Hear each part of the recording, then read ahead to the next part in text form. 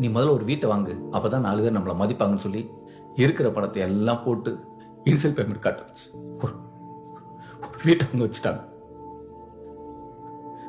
அடுத்த 20 வருஷத்துக்கு நான் சம்பாதிக்கிறது பூரா அதுக்கே போயிடும். நமக்கு ஏதாவது செலவு பண்ணணும்னா கூட யோசிச்சு யோசிச்சு செலவு பண்ண வேண்டியதா இருக்கு. இப்ப வேலையும் இல்லை, வேலை வேற இன்ட்ரெஸ்டும் இல்லை. ஏதாவது பிசினஸ் பண்ணலாம் பேங்க்ல கட்ட யாரும் தரமாட்டேங்கிறாங்க. 2 மாசமா இஎம்ஐ கட்டல. யாருக்கோ இஎம்ஐ கட்டுறதுக்காக வேலை பார்க்கற மாதிரி இருக்கு. என்ன பண்றதுன்னு புரியல.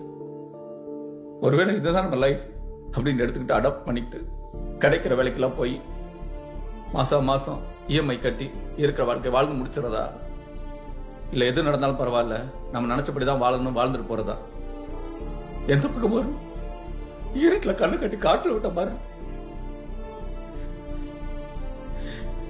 இன்னும் 2 பேங்கோட ரிசல்ட்டுக்காக வெயிட்டிங். ஒரு இடத்துல ஜாப் தரேன்னு சொல்லியிருக்காங்க.